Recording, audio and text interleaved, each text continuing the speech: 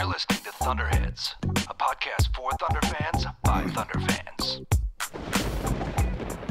Welcome to Thunderheads Midweek Podcast. If you're tuning in on YouTube Live, we're psyched to have you. If you're just listening to the podcast version, that's pretty cool too, I guess. Agreed. Two-man game today. I am Brandon Soul, joined by the dark and stormy Jason Lewis. Yes, sir. All right, we just have one game to talk about here, the Nets game. Then we have some all-star stuff to talk about with Paul George being snubbed and everything like that. But Ridiculous. let's start with the game. Crazy, weird game. Almost like typical in a way. Yeah.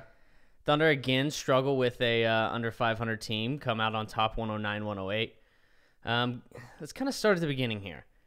Work our way through this because the Thunder fell behind by 15 a couple of times. Yep. Game kind of started. The Thunder were getting a lot of good looks, missing them all, missing a lot of jump shots, which this was one of those games, you know, that's an excuse that's often made for this team. They're like, well, they just missed a lot of shots. Yeah, right. And sometimes it's like I had already had that in my head. Like, well, they did get good looks, but they didn't go there were times where the ball was hitting exactly in the middle of the hoop, but somehow yeah, there were a lot there of was in like and out. an energy of pushing it away. But the one person that was making shots at first though was Paul George, and I really liked that Russ seemed to be focusing on getting him going really early, and I thought that was pretty nice, and it seemed to work for him. Yeah, Paul George came out. Game. I mean, everyone came out a little slow. Then Paul George got it going a little bit. Billy Donovan left him in for the entire first quarter, which helped. Got his rhythm. I think he had 16 in the first quarter. Ended the game with 28, so he only had 12 after that. Russ couldn't find a shot early, but the Nets clearly had a game plan where they were just giving Russ and others low percentage shots. You know, long twos. Yeah. Russ was taking them right up the court, just dribbling into him, and he was missing them, and he couldn't get it. And what happens, I think, sometimes is Russ gets into those. He misses 2, 3, 4 of them. Then he starts becoming reluctant to shoot it. Yeah. And then he becomes easier to guard. Because then it's hard for Russ to get in the paint. He makes 3 of those. I think that game's a blowout. That game's a blowout. Because then he's getting to the lane. He's making plays for others. And you see, that was one of those rare Westbrook games where he struggled to get control of the game. I agree. What do you have? 5 assists, 6 assists, 5 rebounds. Just couldn't get to his spots where he wanted to. The Nets were honestly doing a pretty decent job on him. Yeah, and I mean that you kind of mentioned earlier, like the game started out very odd. Like just the atmosphere in the arena was very weird. It was kind of quiet and like nobody, like even the fans, like nobody was really into it except for the Nets. Yeah, like they were really into it. You know, I think the Thunder started off into it. I think those missed shots add up. Then the Nets had some shots that, like some lucky shots went in. And so it was Joe Harris is badass. Oh, Joe Harris, 5 for 5 from 3. Just Thunder refused to guard him. So though. good. Who is that guy? I think he used to play for the Cavs. I'm pretty sure. Yeah. I saw a tweet about that today. But yeah, no, he looked super comfortable for whatever reason, and the Cavs would like to have him now. But yeah, it was just one of those weird games, and the Thunder kind of just stuck with it. And in the third quarter, they make a run, and then Brooklyn pulls back away, and you're like, man, I just don't think that it's the Thunder's night. Right. Well, and so that, like, several times during the game, I kept feeling, you know, okay, they're not that far out. Like they can get this. And there's plenty of time left. But then, kind of towards the end, you're right. You kind of start like, oh, are they going to actually drop this game to the Nets? Yeah. And lose to them twice? Exactly. That's not great. I know, and the Nets, man, they just kind of kept doing what they wanted. So many open threes. The Thunder just giving up so many open threes, and it was so frustrating. And Adams, I think it all kind of started off bad when Adams couldn't get a tip to go. He couldn't get a shot to go. He shot 3 for 12 on the game, which is so rare for Adams. I saw something about him. So he had 9 offensive rebounds. And I was like, yeah, he had all of those in 2 possessions. Right. And none of the shots went in. Nothing helped. Yeah, just kind of. It was crazy. It was one of those games the Thunder could. But I think as they were getting those shots, those open looks, they just were settling too. Right. I mean, you never saw a late shot clock situation in that game by the Thunder, I feel like. They just. It was one pass and let's see if it works. Yep. And I mean, they were good looks, but it's hard to really develop that, I don't know, in-game chemistry and on-court chemistry for that specific game, the good, positive energy that leads to baskets. It's hard to do that when you're doing that possession in, possession out. And then the fourth quarter rolls around. Here comes Raymond Felton. Woo! Sparks that quarter. Sparks that win, really. That whole comeback. 10 points in the fourth quarter, I believe, for Raymond Felton. Then Russ comes back in, does what he does, closes the game. even though the L2M, the last 2-minute report, came out and said that the Thunder got away with 3 violations. Oh yeah, there was They said on that last play where was Russ scored that Paul George tackled him basically. Yeah. Which the Nets also got away with 2 violations that. But like everybody there was a couple people on Twitter saying, I think the refs owed us one. Yeah. You know? Yeah. Like, no joke. Yeah. That Wiggins half court shot, earlier in the year. It's true. There's a movie screen there. It all evens out. It all evens out. We'll take it. At least that's what we're going to tell ourselves. So I want to ask you: Is this just the kind of win that the Thunder needed?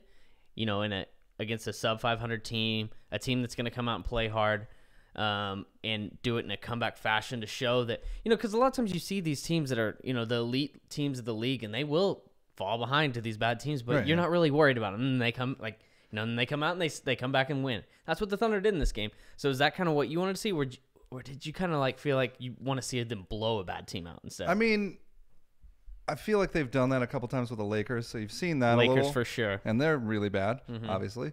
But, and I mean, they just blew out a really good team in the Cavs. Well, currently, I guess they're not that good. But yeah, they've lost 3 of their last 15, I think. But, they've won 3 of their last 15. Supposed to go to the finals and all that stuff. So they're a really good team. Sure. But it was nice to see them get in that close game situation and come away with a win, even though from my angle in the arena, I was pretty positive we lost that game. Yeah. Like whenever the shot went up, I was like, I had to wait for everybody to start cheering because I was like, I don't know if that went in or not, and nobody made the gasp of.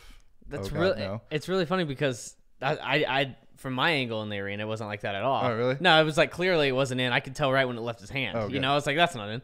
I was getting up and leaving the arena. I'm up high though, Right. So you're but so many different angles. I saw the replay from the broadcast on TV, and it looks like it was I had a friend that told me on TV it looked like it was good too. Looked like it was. That sounds impossible. I'm pretty sure if I was watching on TV, I would have definitely thought it was in. And then when you hear Brian Davis Thunder win or whatever, I'd have been like, what? Wait. Come again? I'm like, or I'd be like, that is what Brian Davis would do. Oh, look away. Thunder win. Yeah. Yeah. Felton was huge, man. Oh my God, man. I think that he just kind of took control of the bench and he just said, fine, I'm going to go score. No one else on this. Well, yeah, because nobody was doing anything and it looked really bad. And I was like, oh God, this is not the time for them. And I was like, hopefully somebody will do something. And then Ray just sparked everything. And you remember when they called that timeout after he had hit 4 something shots in a row, something like that. And he just got pumped and got the crowd into it. And Russ kind of came out and chest bumped him a little. It seemed like it just completely changed the attitude of the entire team. And that was what the whole game had been missing was that the Thunder weren't playing assertive. They weren't playing with any energy. Yeah, you're right. He totally sparked the team in that way. And he does a really good job of getting to his spots. He does. I don't know how he continues to do it, but he does it game in and game out, whether he's missing them or making them. But this game, he made 3-4 in a row that were just huge shots. Yeah, while being a foot less tall than everybody else. Exactly. And just wider than he is tall.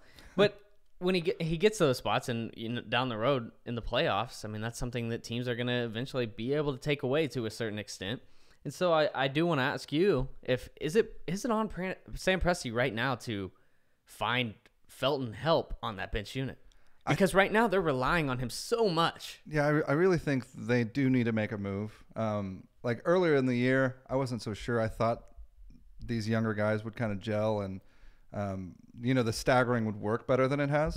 That's a thing that I think has really changed my opinion on the trade part, is that leaving Paul George in with the bench doesn't really seem to be working because there's nobody on the bench that can do anything. I will say that it's been less and less. We've seen less and less of it lately, but we have seen a little bit, and it's been better. It has been better. Well, he's been more aggressive. Yep. And that's what we had. He's getting that mid-range shot going a little bit. Yeah. He kind of has started to do that. Which is huge for him.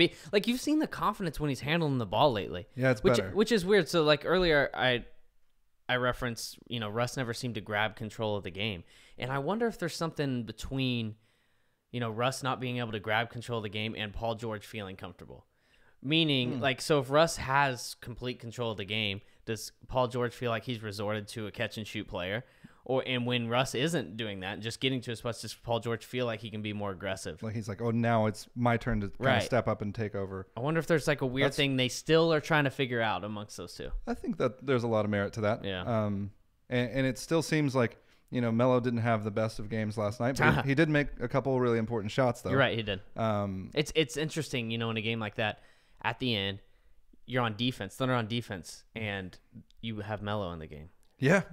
Yeah. I wonder if that's just like he's a veteran, I trust him, or I don't want to lose him by benching him in the end. I don't want him to well, and you could like kind of lose the locker room if Melo kind of if he kind of goes away from the coach, like, because I think he's been a really big piece of everybody buying into the system because of his sacrifices and everything, and he's really seemed to buy into everything. So yeah, I think that's a good point. It was a little concerning. I was like, oh no, don't get burnt. Don't get burnt. I couldn't believe that they left him out there like that. But hey, it worked out. Thunder win the game. Another guy off the bench that hit 2 big threes, 2 for 2 from 3. Patrick Patterson. Pat. And I want to talk about him because we're seeing. So last night, Jeremy Grant plays 12 minutes, and Patterson plays 17. Grant's not been good, man. He hasn't been good for a couple of weeks. It's been rough. And so early in the year, I remember saying, I like whenever Grant gets the ball in his hands because he was doing good stuff with it. And I didn't have that concern like you had last year a little. And now he's definitely back to me being concerned all the time when he catches the ball. I'm like, he just kind of doesn't know what he's doing. But at the same time, he's got to be one of the most predictable players offensively in the entire league. Dunk. and so I wonder if we're starting to see Patterson slowly but surely take some of Grant's minutes. Because what taking Grant's minutes does a lot of times, which right now, Patterson is still the backup center. Yeah. And so that's still an issue. And that's something that I think, we're going to talk about a little bit later because we have a few Twitter questions from you guys that are about trades and Thunder's biggest needs and everything. But I think that's the backup center position is maybe the most glaring need. That way you can play Patterson at the power forward spot more often. But one thing you do, if you give Patterson some of Grant's minutes, that's going to give him more minutes with Adams. Right. Because Grant has spent some time with Adams. And check this out. Okay, number one, Patterson's up to 40.4% from 3 on the year. That's huge. He's been shooting so much better lately. Over 40%, you'll take that all day from a big man. Yeah. And especially when 70% of his shots are from 3. Right. And it makes him so much more valuable just being on the floor because of the spacing. Like now people actually have to be like, oh, he's a person over there. Right. And it's not like a big Robertson. Especially in the corners. He's 43.9% from the corners. Now, back to my point on Adams, him playing with Adams and playing with the traditional center. When those two are on the court together, it's a plus 12.2 points per 100 possessions when Adams and Patterson are on the court together, which is the best pair, the best duo, when considering Patterson with other guys on the team. It's the best one. So it's the best pairing for Patterson, yes. Right? Yes, those two guys on the entire team. So he definitely needs more time with him. And then the others that are right behind him, if you're ranking the best pairs for Patterson, are all the starters. So he plays really well to starts, which makes sense, obviously. The starters are the best lineup, one of the best lineups in the entire NBA. Yeah.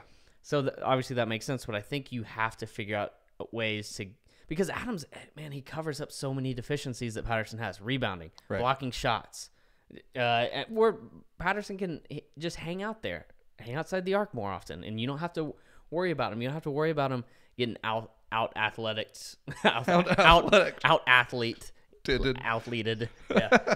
by another guy that just jumps over him, So I think it only makes sense. Yeah, I'm totally for. I'm definitely for Patterson getting more of Grant's minutes. I actually now I'm leaning more towards them trading Grant if they can. Kind of feels like it's coming. If they could put him in something, I'm more for that because that kind of eliminates that problem right there, right? Yeah. Like now it's like, oh, obviously Patterson's getting those minutes, and depending on what you bring in, Grant 7 for 23 from the field in his last 4 games. Ugh. Yeah, not good. Which Thunder have won every game. So what? Thunder have won 5 in a row. Longest streak in the NBA. Current streak, not obviously for the entire season. So you're saying leave him out there, let him keep shooting. Maybe it's and then the they formula. Win games. Maybe it is. Only 4 turnovers for the Thunder in that Nets game, which is something that totally kept them around. You got to credit them taking care of the ball. And a lot of that I think goes back to Russ not being able to get to his spots and try to make those plays because he just didn't have a lot of opportunities. Like the Nets were just giving him mid-range and taking away everything else or trying to. And then 16 offensive rebounds for the Thunder. Same old. Yeah. Cleaning up on the glass, doing what they do. That's how they do it, It's beautiful. Okay, another thing from the game. The hack-a-dray. We saw it implemented in the third quarter by the Nets. Seemed like a great strategy when it happened. It did really work. Like, Yeah. I mean, Robertson walks up to his... because we had a lot of momentum going, you know? Yeah. Yeah, you're right. And they just kind of... Robertson steps up, hits his first one, nothing but net. The crowd went wild. Yes, it was the loudest roar of the entire It was night. so good. Oh, my God. And then he misses his next 3 badly. And Billy proceeds to take him out of the game, puts in Ferguson. How scary is this? I mean, it's not good. It's not I really don't like it. It's not realistic to think that all of a sudden Robertson's going to jump up to be a 50% free throw shooter and that you're going to be able to leave him out on the court in situations like this. Yeah, I mean, you really can't keep him out there. Like, and they didn't have the lead at the moment, which was weird to me to deploy that method when you're or when they're ahead. Yeah, but they just wanted to stop the Thunder from the yeah, momentum. because we were obviously about to catch them, and like everything was going right for us, and then all of a sudden this happens, and just all the momentum just like goes out of the team. And all the momentum sucked out, and you get to take the Thunder's best defensive player off the court. Right. All in the same process. Yeah. So Billy Donovan puts in Ferguson, and you know this is going to happen down the road. As we approach the playoffs, Yeah. Who does Donovan go with in these situations? Does he go with Ferguson? I think so, but that's crazy. It's scary. Ferguson knocked down 2 foul shots. His 3rd and 4th free throws. Just did it like it was nothing and sprinted back down the court. I liked it. You know, he didn't have a Lakers type game last night, but I will say that I think that was one of his best games. He was everywhere. Yeah. Rotations, he's clean, man. He's always there. He knows what he's doing defensively, and he's focused. It's nice. You really to don't see. have to worry about him, and even if there's a breakdown in switching or whatever, he'll quickly get to the guy that he missed on, or if somebody else missed, like he'll find them and get to them, and it's nice to see someone that's a rookie, especially, have that much awareness. Absolutely, it's clear to see why he's playing over Abrinas. Yeah, when you see stuff like that, and it's just, well, look, you can trust him on the defensive end. Yeah, and here and there he can make a shot for you. Right? Yeah, like what was he? He made. I think he hit a 3, right? 1 3. In the free throws. Yeah. Is that right? Yep. 1 for 5 from the field. So I mean, obviously he's not as good of a shooter as Abrinas, but he definitely takes them. He does take them. He'll get those shots. He does take them. I mean, and I guess if you're Billy, you have options here. If teams try to hack a Dre, you have Abrinas. If you want, it's just a matchup thing, maybe. Yeah. If the other team doesn't have, and you can move to Houston some, but offensively again. Do you think Houston is going to play in the playoffs? I think you might see him during the Hack-a-Dre situation, and that's hopefully all. It might just be a matchup thing, but he's been seeing a lot of time. He might be more stable of a rotation player than Grant right now. Yeah, maybe not. He played 11 minutes last night, and K Ness from YouTube Live said the shocker to them this season is he's the solid minutes that Houston has been getting. Yeah, agreed. Yeah, I mean, it might not be that crazy of a shocker, but I don't think anyone saw him getting like regular minutes. Yeah, just thinking he was going to be a just rotational player every night. So every and all night. Every and all the nights and things. All right, let's move on. So the Thunder they won the game. Russ was clutch. It was awesome. 1 point win. Man, how did that ball go in, by the way? Don't know. It just kind of sat there for a bit. It looked like it went over the rim to the point where there's no, like it was falling off. And then it just come back. Had one of those Bugs Bunny magnet situations. Yeah, honestly, I think if he misses a shot, Adams gets the rebound anyways. He's right there. Yeah, he was. If he would have had the eyes for it, he could have just thrown the easiest lob of his life to Adams for a dunk, which would have been an awesome game-winning. The house down. Yeah, an awesome game-winning bucket. All right, let's move on. Paul George, snubbed from the All-Star game. I think I said on last week's podcast, we had a Twitter question, and I said he's a lock. Wow, yeah. I feel dumb. Which, at the time, in my defense, I wasn't considering the long list of West players that had an opportunity to make the team, and dumbass. They honestly they are all deserving to be on the team. Yeah. When you have a roster of 12, it's tough hard. in the West, especially. But man, it feels a little messed up here. I agree. I think to me it seems a little crazy that the Warriors do have 4 players on the team this year. It seems a little overboard. Right. I mean, it's not like they've just been blowing everyone away in the standings. Houston's right there with them, and Houston has 1 All-Star. Right. And that's kind of absurd. But I think the Thunder's record really hurt them on this. I think that's really what did it. And Rob brought up earlier, that the expectations of everyone leading into the season, how good OKC's going to be now they've got Paul George and Melo with Russ, like how they're going to be insane. And then they're kind of under performed. That's the word. So do you think that's a big part of it? Do you think that it's been like, well, they've been disappointing, so and I mean, PG had a rough go of things at times during the season. He's been up and down offensively. Yeah, he hasn't been consistent. So, but I think it's still ridiculous. I'm not making an argument against him being in there. Right. I'm trying to justify why he's not. But one question I was going to ask you is, along those lines, as big of a snub as it seems to us, you and me, Thunder fans out there, is it as big of a snub as we're making it seem? Because obviously we're going to be a little biased here. Right. Maybe we're overreacting, but who are the other snubs? Lou Williams and Chris Paul, I think the other West one. Yeah, and I think everybody's seeing it as a pretty big snub. Like, I think he's the biggest. A lot of national media look at it, and I know there was one article where his PG was like the featured photo on the thing. But and when you have DeMarcus Cousins and Anthony Davis both as starters, and they're a very mediocre team. Right, that kind of takes that record argument out of it. But yeah, and I don't know. It sucks. Right. It sucks in more ways than just, oh, he's not going to be an all-star. Here's why. Guess where the all-star game is this year? L.A. Yep. So, I mean, there's so many angles you can attack this at. It almost feels like, who knows? Maybe there's some media, some players, some coaches out there that vote in a way.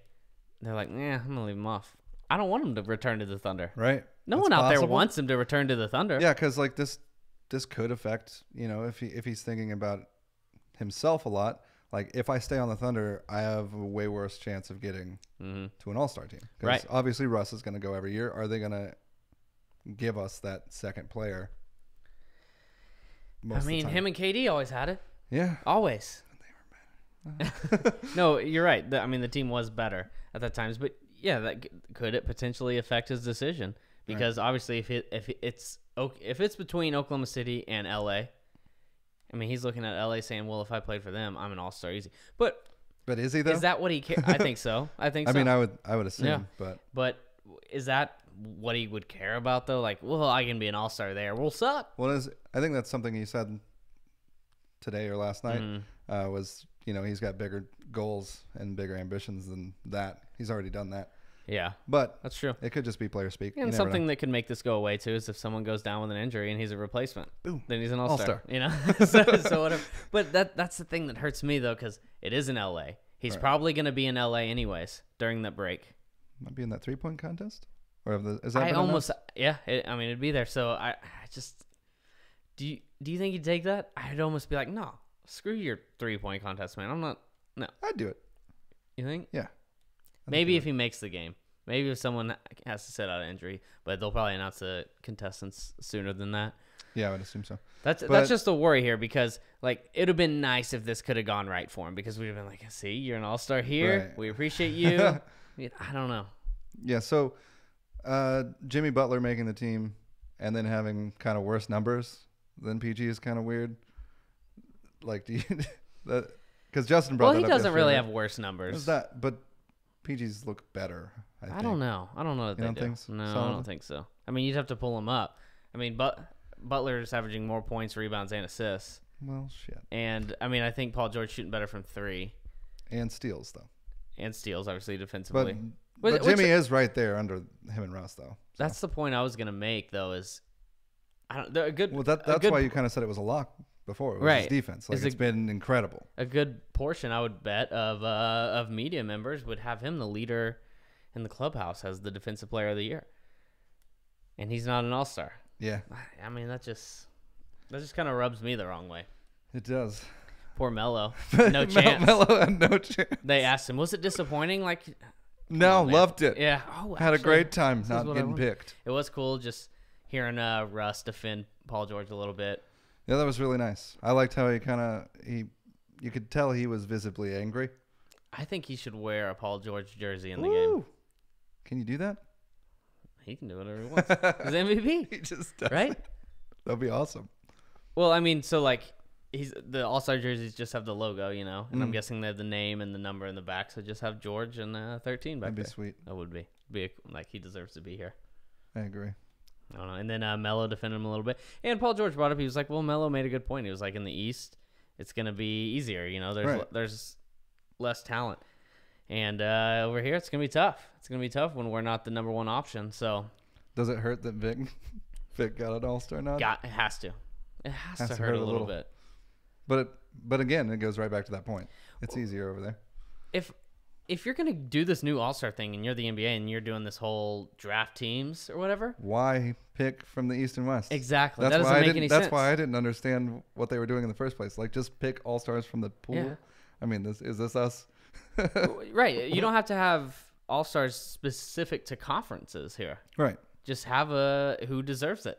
I mean, the like West if that's how the teams are going to work, then do it that way. Right. It doesn't make any sense. The West has better players. Who should have more All-Stars?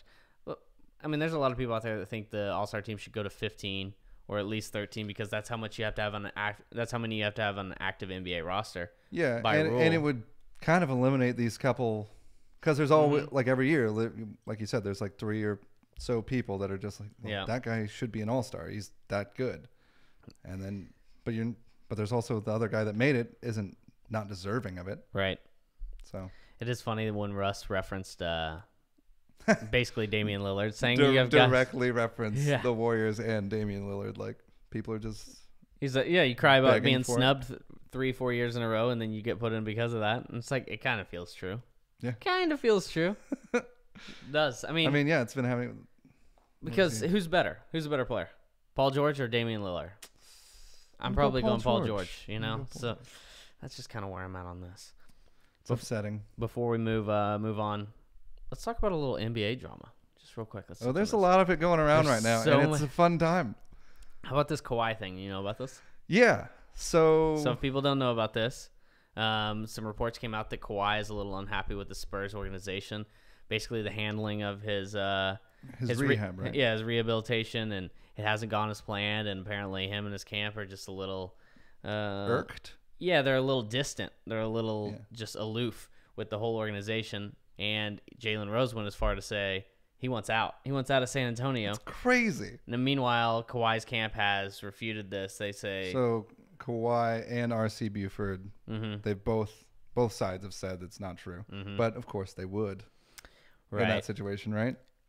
Yeah, you don't want any of that bad negative publicity. I'm sure even if Kawhi does want out, he's going to be like, well, let's just handle this behind closed doors. I'm not trying to make it. I mean, look at him. That's not really his style. Yeah. So. He's not holding press conferences. Super flashy. He never said a word before. So the first time he spoke was yesterday when he said no. But if he does want out, how wild would that be?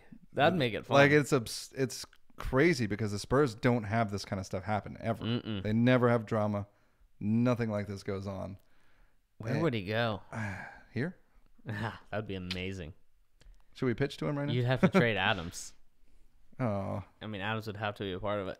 But you do it, though. What's Kawhi make? Probably about the hiccup. A hefty sum, I would imagine. I can't. Is he on smashing that keyboard over there? I know. I'm so sorry. I'm such a loud typer.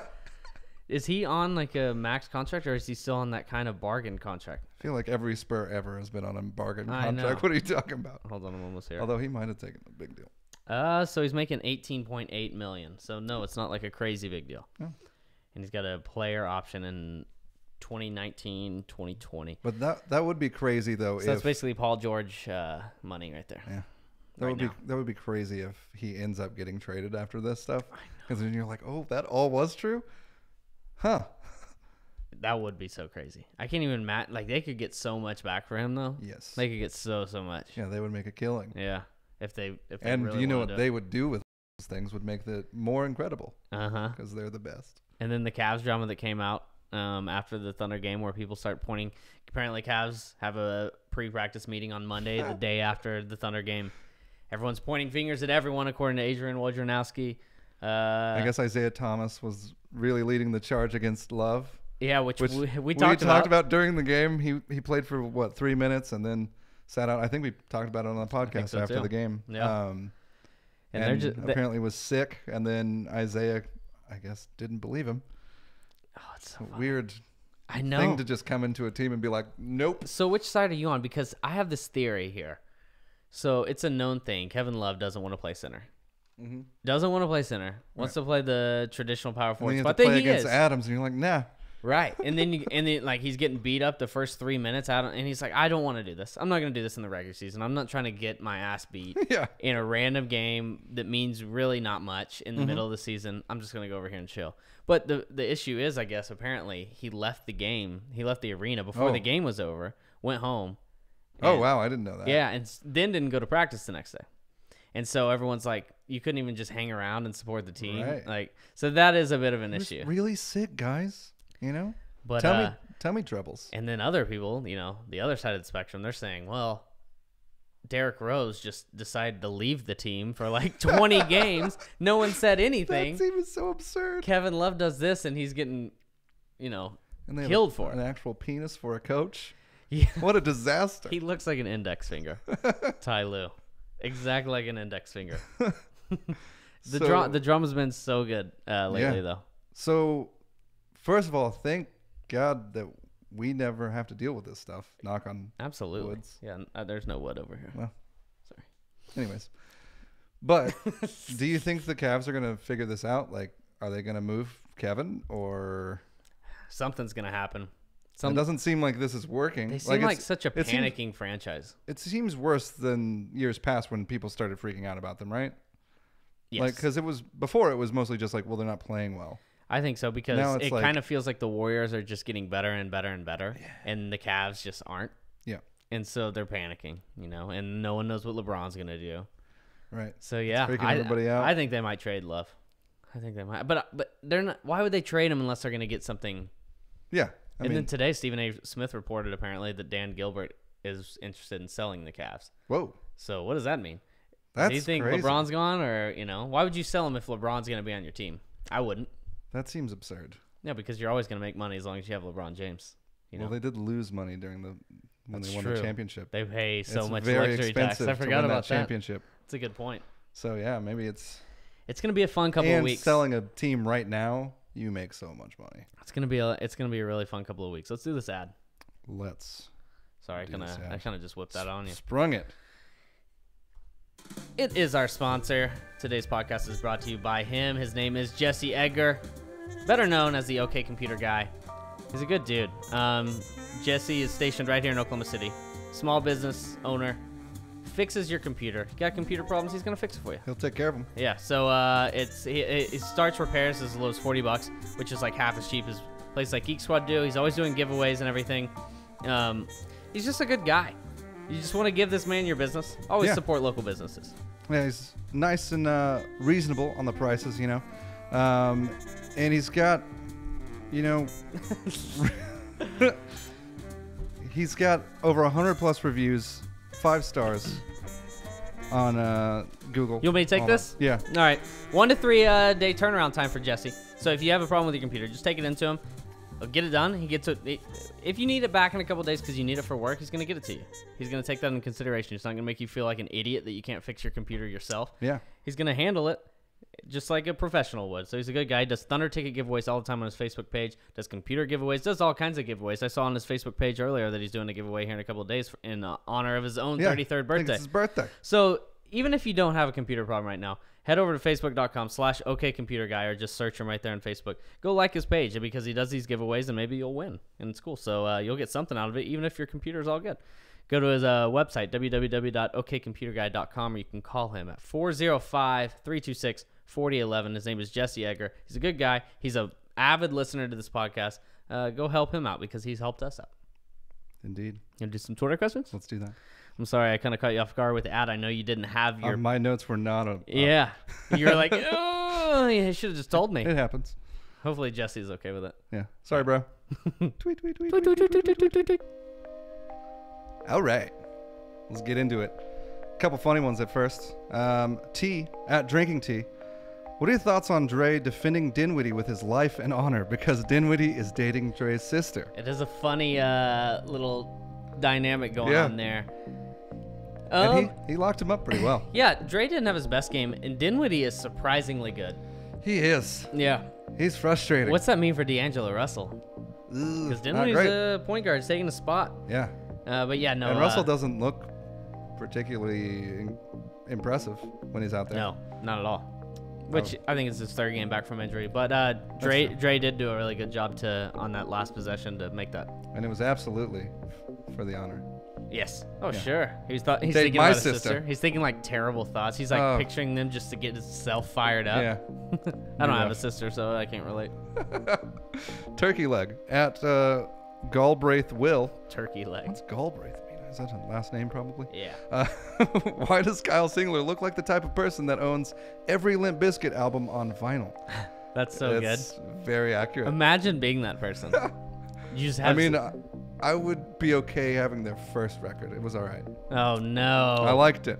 I'm gonna be honest. I don't That's know. my- But that is funny just to Shameful have secret. Limp Bizkit on vinyl. But yeah, that would be weird. Like, because normally the type of people that have a lot of vinyl are a certain group of people. Yeah, not you know? necessarily alt rock listeners. Right. That would be a weird thing. Like, it's just funny to end a Limp Bizkit song that is like a little intense and then have to go over and flip the record. Yeah, and then do the next one that's just like it was ridiculous and stupid. All right, Shannon Ward at Shannon Z Ward. Does Alan Crabb have the worst ears in the NBA, or does he use sonar to shoot? Yes, and yes. Giant ears. So weirdly, his head, just all of it's strange. Definitely top 5 funniest looking player in the NBA. Right? We should do that list. We can do that right now. Frank Kaminsky's up there. Oh yeah, Kyle Singler, Kyle Singler is probably up there. God, you're right. Crab. Al Farouk Aminu. Oh, that guy's strange. He's unfortunate looking. His like face is just So when Crab was with the Blazers, they had a pretty staggering, goofy looking You're roster. right. So what? That's 4. Who's another one? There's another one. Anthony Davis is pretty goofy looking. He is, but like he almost gets to hide it because he's so good. you Yeah, know? that's true. Yeah, but still. Oh, Costa Kufas. Yeah. I always call him Kafas. Buddy Hield's pushing for it with his big Yeah, teeth. he could be on Giant he could be teeth. on the bench of that team. Yeah, he's the bench player, 6 man. All right, Aaron at _15. What are the odds Presti goes all in and makes a call to the struggling Cavs that we just talked about for LeBron? Ah, keep dreaming. I'm into it. I'm so into it. Make that call, Presti. They need a center. Just play LeBron. He would kill it too. He'd be so good. We just wouldn't have a center. No, It don't would be need one at LeBron. that point. Maybe not. All right, Johnny Callahan at JohnnyBoy19. If you could pick 3 players on the bench that you could save from being traded, who would they be? That is tough. It's a good question. Ray? Ray would be one of Absolutely. them. I think I would go Patterson Patterson? too because being a veteran, and then I would say Ferguson. Not necessarily for this year, but for the future. Yeah, I think that's the 3. That's got to be the Because three. other than that, I don't care. Yeah, Trade them. agreed. All right. Turns out to be an easy question. Yeah. Thunder up at My Name is Devin. What is the win-loss ratio of games when the Thunder have had 2-day breaks? Just curious. Seems like they play like booty when they get a 2-day rest. I looked this up, and the answer is 7-4. Not too bad. So yeah, Those were probably bad-looking games. it's actually a better win percentage than their They're normal. their normal win percentage. Yeah. Aaron comes back with another question. If the Thunder has a chance to get Lou, but Felton had to be part of the deal, do the Thunder make that trade considering their backup PG issues? That's so hard to say without like every other piece that would be involved in that trade. Yeah.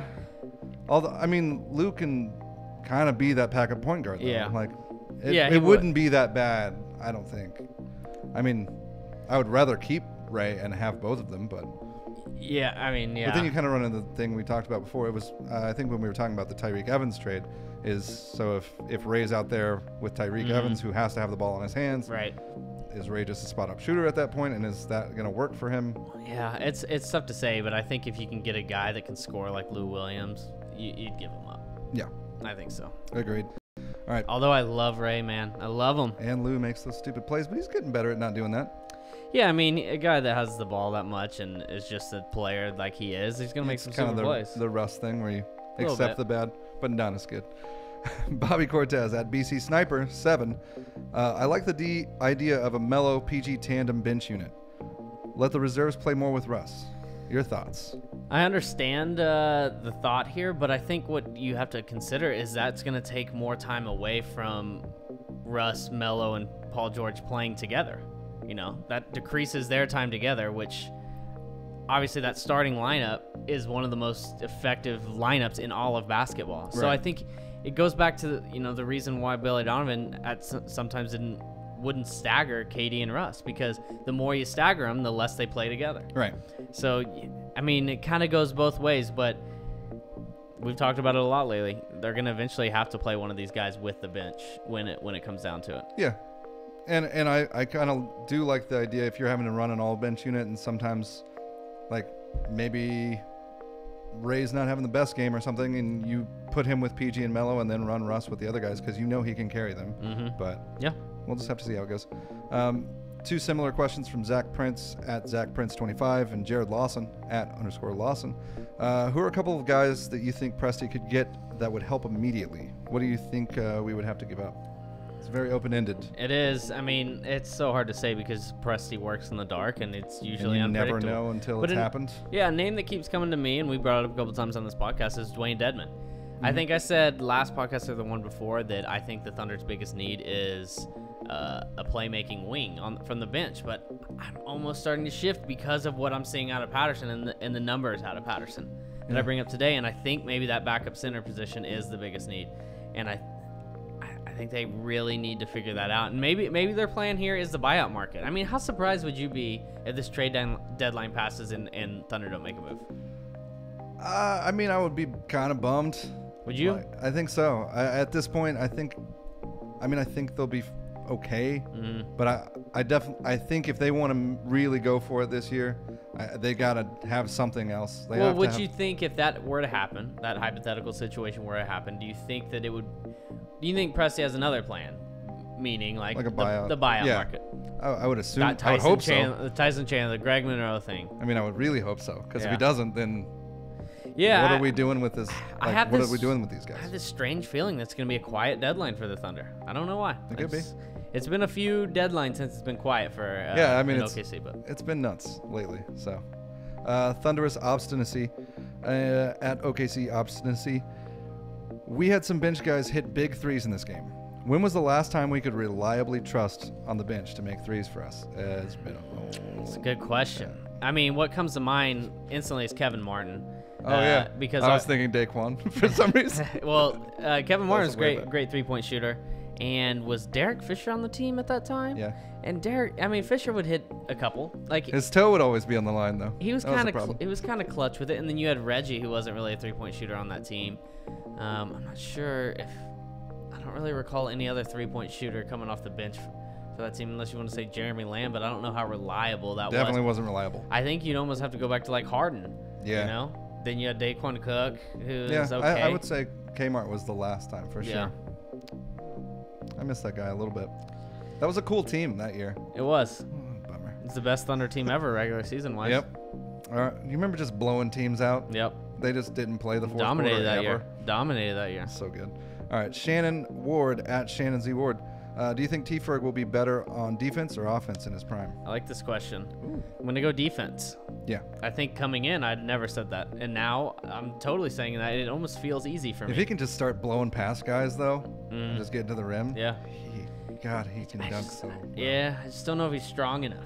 He's got to bulk up. Yeah, definitely gonna have to bulk up to be able to deal with contact and develop some vision. But it seems like he has so far of a ways to go on that end. Yet on defense, you know, he's pretty much, he's got the foundation there. yeah. And once he bulks up, that's going to help that Oh, too, yeah. if he does. I'm so impressed with him defensively. Yeah. Jared White at Jared KW13. Kings got to trade someone. Think OKC could get Scal? I like Scal. And they talked good about player. that they're open to trading him. He's shown flashes in the past. He's kind of like another mid-range guy, though. That's kind of where he likes to play. So Well, I don't know if they're already moving George Hill, most likely, right? Yeah, they're thinking they're like already in talks with the Cavs right now to move him. Right. So are they going to make that many deals? Well, they talked about that they might have to in order to shed salary to be able to take it. I don't know. There was some weird quirk with the trades they're having to make that maybe his Scal's contract fits into okay. whatever they're trying to do. I don't know if I like his fit with this team, though. Like, I like him as a player, and I think on last year's team I would have loved him. Right. But now, this year- I don't know. I struggle to see the fit, but I wouldn't be upset if it happened. Right. OK3 West Beast at Junior 306. Does this team need a backup center? Yes. Kind of said yes. Yes. Correct. Agreed. I agree also. That's correct. Colton Davidson at CD Wounded Knees. How likely is it that a player of Rodney Hood's caliber ends up in OKC after the trade deadline? Rodney Hood would be good. I'd be down cool. with Rodney Hood. Yeah. But I'm That'd be real gonna nice. say 20%. Yeah, I don't know if anybody of that caliber will I'm gonna get start it. holding my mic like this. Because I mean he's a pretty good player, you know, and I don't know if we have enough to give up to get him. Yeah. Like and there's going to be other teams that have kind of more assets, and Yeah. we don't have many picks to give away. And He is in a contract here, so I don't know if there's going to be some team that has these assets that are going to be willing to part with assets for a Right. Rodney Hood in a contract here. Which is he going to be restricted? I think he might be restricted. I can't remember. I think he is. So that is, I guess, a little bit of a bonus there. But I don't know. I think you're right. I don't know if the Thunder quite have what it'd take to get it done. And like we talked about before, I'm a little nervous of giving up 2 players for 1 player on this team. I'm extremely worried about that. The Thunder Like, have already given up 4 for 2. You know, we're gonna have to bring in a bunch of. What's Daquan doing right now? no joke. Bring it back. Playing in Venezuela, right? We did the quiz last week. yeah. Isn't that what it was, I Venezuela? think I got that one Or too, was it? somewhere like I that. think it was Venezuela. Yeah, whatever. Yeah, that's All right. all of them. Thanks, guys. Hey, thanks for the questions. If we didn't get to your question, we still appreciate it. Hopefully, we can get to it next time. Keep asking them. All right, guys. Thanks for listening. Follow us on Twitter at OKC Thunderhead. Subscribe to our YouTube channel if you haven't already. Catch all of our pods right there on YouTube. We go live every single podcast. Also, subscribe on iTunes. Find us on Spotify. I'm on it now. You It's got it routine down. now. SoundCloud, Google Play, Stitcher, Overcast, all them things. Check out OKCThunderheads.com for all your Thunder needs. Thunder have the Wizards on Thursday. They go to Detroit on Saturday, and then Philly, second night of a back-to-back on Sunday. We're going to go live immediately following the Philly game for a podcast, so we will catch you guys then. So till then, and as always, Thunder up.